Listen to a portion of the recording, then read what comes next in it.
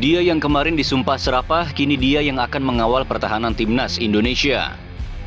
Kisah Garuda Asia yang ingin jadi negara pertama dengan ranking di atas 100 FIFA yang lolos ke Piala Dunia.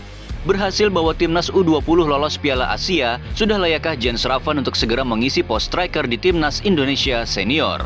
Juga bagaimana detailnya seorang Sinteyong dalam membentuk seorang Rizky Ridho, dan hal-hal lucu dari Sandy Walsh yang akan mendengar kisah dari seorang Max Hilgers dalam menahan imbang Manchester United di Old Trafford. Dan semua itu akan Icam Sport sajikan sebagai berikut.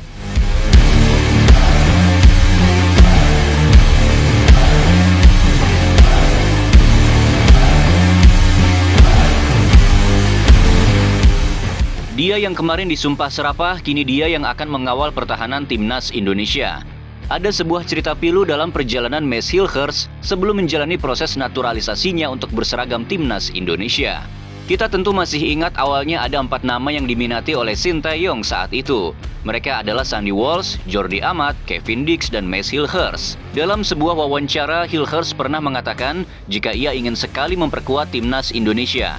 Namun setelah berjalannya waktu, muncul kabar jika ia terkendala restu dari orang tua. Kabarnya saat itu pihak Hilgers sendiri tidak mengetahui jika Indonesia tidak menganut sistem dui kewarganegaraan seperti mayoritas negara-negara di Eropa. Maka saat Hilgers memilih Indonesia, maka ia akan kehilangan begitu banyak hak-hak istimewanya sebagai pemain asli Belanda yang bermain di Eredivisie. Sontak saat itu Hilgers menjadi tempat kemarahan begitu banyak netizen. Tak hanya kemarahan, sumpah serapah pun begitu banyak kita temui di kolom komentar Instagram seorang Mace. Ia tak pernah marah, ia bahkan tak pernah menanggapi kemarahan netizen saat itu. Ia hanya diam dan fokus menata karirnya bersama FC Twente. Tak lama setelah itu, Hilgers sendiri menyebut jika kabar tak direstui oleh orang tuanya itu adalah sebuah kekeliruan atau sebuah berita yang salah. Karena pada saat ia dipinang Sinteyong yang ia masih sangat muda, yang mana pada musim 2020-2021, Hilgers baru mendapatkan debutnya di FC Twente. Hilgers tampaknya sadar betul jika dia butuh jam terbang dan memantapkan dulu posisinya di klub. Dan benar saja, Hilgers yang saat dipinang oleh Sinteyong, market value-nya masih di angka 3,5 miliar. Kini market value-nya bahkan telah menembus angka 121 miliar, bahkan menempati urutan pemain ketiga termahal dari klub yang bermain di Europe League tersebut. Hari ini Hilgers telah membuktikan cintanya pada Indonesia.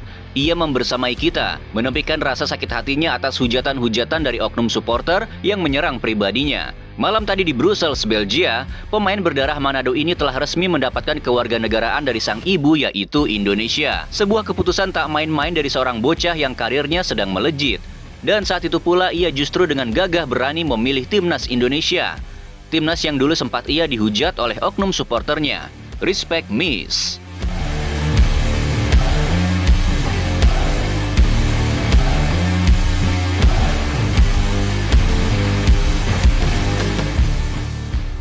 Saat kita sudah mulai memetik hasil, timnas Malaysia baru akan mulai menanam. Nah, itulah yang mungkin disesali oleh supporter negeri tetangga. Seorang pemain keturunan Malaysia yaitu Matt Dale resmi telah menjalani proses naturalisasi untuk berseragam tim Harimau Malaya. Mats ini bisa dikatakan punya kemampuan di atas rata-rata jika dibanding para pemain ASEAN, yang mana ia bermain di Eredivisie yaitu tim Go Ahead Eagles.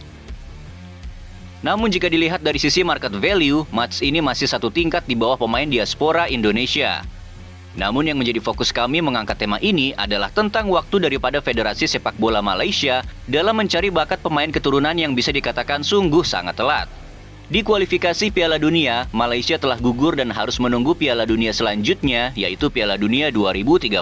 Untuk Piala Asia terdekat pun masih cukup lama, yaitu Piala Asia 2027. Yang mana itu pun belum tentu timnas Malaysia bisa melaju ke sana. Dan agenda terdekat bagi timnas Malaysia adalah Piala Dunianya warga ASEAN. Apalagi kalau bukan kejuaraan AFF pada Desember nanti. Sebuah agenda non-kalender FIFA yang sudah pasti akan sulit bagi klub untuk melepas para pemainnya. Sedangkan kita timnas Indonesia masih punya peluang yang begitu terbuka lebar untuk melaju ke Piala Dunia 2026. Dan juga sudah mendapatkan tiket lolos langsung ke Piala Asia 2027. Bahkan setiap FIFA Matchday, kita selalu menyaksikan timnas kebanggaan masyarakat Indonesia ini berjuang di ronde 3 kualifikasi Piala Dunia. Maka saat negara lain baru memulai, negara kita sudah jauh melampaui.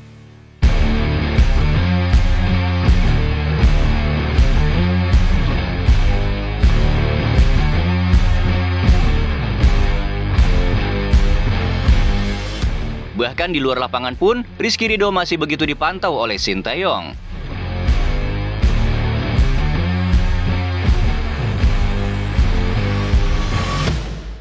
Dalam acara Santini Jebret Media Awards, ada sebuah momen saat Sintayong menegur Ridho yang sedang menunduk dan tidak fokus pada pembicara di atas panggung. Sebuah cara dari seorang Sintayong dalam mendidik tata krama dari salah satu anak kesayangannya di Timnas Indonesia. Melihat begitu kuatnya pengaruh Sintayong dalam membentuk Ridho, maka tak heran saat Ridho ditanya tentang apakah ia takut dengan kehadiran Maes Hilgers, maka Ridho menjawab, ya, saya tahu Maes Hilgers juga pemain bagus. Ini bagus juga untuk Timnas Indonesia dan bagus juga untuk saya untuk belajar lebih baik lagi untuk apa yang bisa saya ambil dari dia. Karena selama ini saya juga curi-curi dari pemain-pemain yang ada di Indonesia yang bagus, apa yang bisa saya ambil, seperti itu sih. Itu bukan suatu masalah bagi saya, tapi malah menjadi motivasi bagi saya untuk lebih baik ke depannya. Sebuah mental tak main-main yang ditunjukkan oleh pemain asli Surabaya. Salah satu bakat pemain lokal terbaik yang paling konsisten bermain baik di eranya Coach Sintayong. Pemain lokal yang memilih untuk fight dan tak meminta untuk dikasihani. Pemain yang bahkan tak tergeser saat gempuran pemain diaspora menumpul di posisi center back. Kita tentu masih ingat bagaimana saat Rizky Ridho disentak oleh seorang Nadio.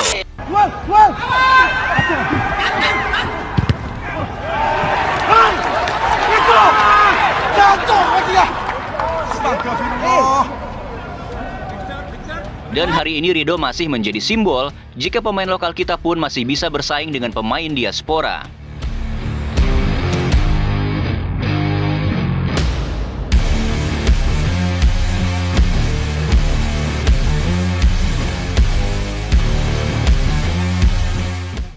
Garuda Asia siap mengepakkan sayapnya.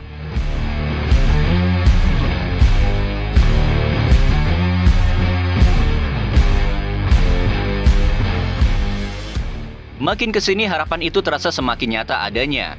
Entah mengapa perasaan optimis untuk melihat Timnas Indonesia bermain di Piala Dunia itu semakin menjadi-jadi. Terlebih lagi saat Timnas berhasil mencuri poin dalam 2 laga pertama. Kemudian Timnas kita mendapat tambahan kekuatan baru yaitu Maes Hilgers dan Eliano. Rasa optimis yang tampaknya bukan lagi hanya menjadi angan-angan belaka. Mulai dari federasi, pelatih, supporter, dan para pemain tampaknya benar-benar serius untuk menuju impian itu. Bahkan Sandy Walsh sampai mengatakan, we have the same ambition, and that's going to the World Cup, and we want to become legends. We want to become history makers. Build a legacy, create the history, get into top 100. Negeri ini memang gila kalau soal impian sepak bolanya. Belum ada sejarahnya Timnas yang menduduki posisi di atas 100 ranking FIFA mampu menembus Piala Dunia. Sungguh hal itu belum pernah terjadi sebelumnya. Tapi mau bagaimana, Australia yang menempati ranking 24 saja bisa Timnas Indonesia tahan imbang. Maka saat kedatangan para pemain baru, rasa optimis itu tentulah makin menjadi-jadi. Jika kalian pernah mendengar Timnas Indonesia ini punya kutukan runner-up, maka di ronde 3 kualifikasi Piala Dunia kali ini, kita berharap semoga saja kutukan runner-up itu masih akan berlanjut.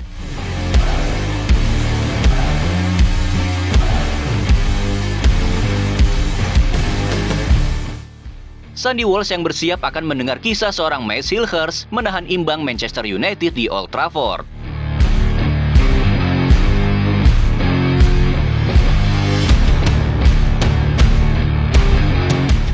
Sandy Walsh memang menjadi jembatan antara pemain diaspora dan pemain lokal. Sifat humble Sandy bahkan membuatnya ditugasi menjadi roommate atau teman sekamar bagi pemain yang baru akan melakukan debut untuk Timnas Indonesia.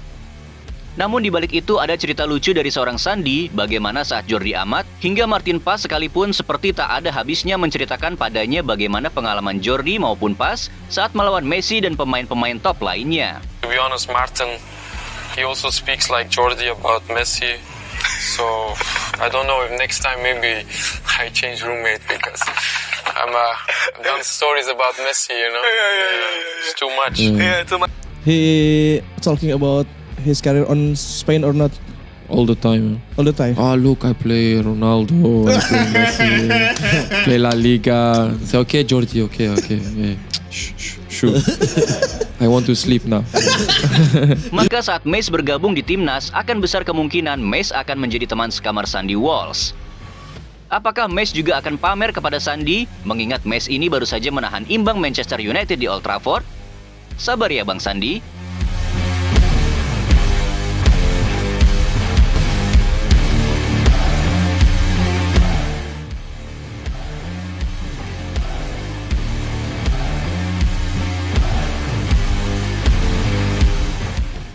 Sudah layakkah seorang Jens Raven naik kelas ke timnas senior?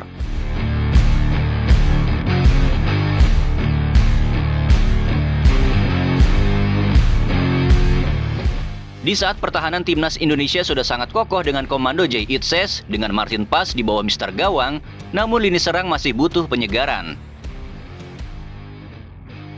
Lini serang memang masih menjadi PR utama dari timnas era Sintayong. Cukup banyak gelombang dukungan yang meminta untuk Jens Raven segera diberikan tempat untuk berseragam timnas senior.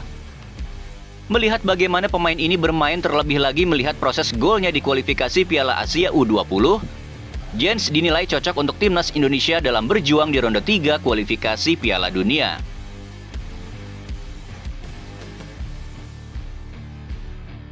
Awalnya Coach Sintayong dinilai terlalu dini dalam meminta PSSI untuk merekrut Raven menjadi bagian daripada timnas Indonesia. Jens masih sangat muda dan Jens pun belum dapat tempat utama di klubnya.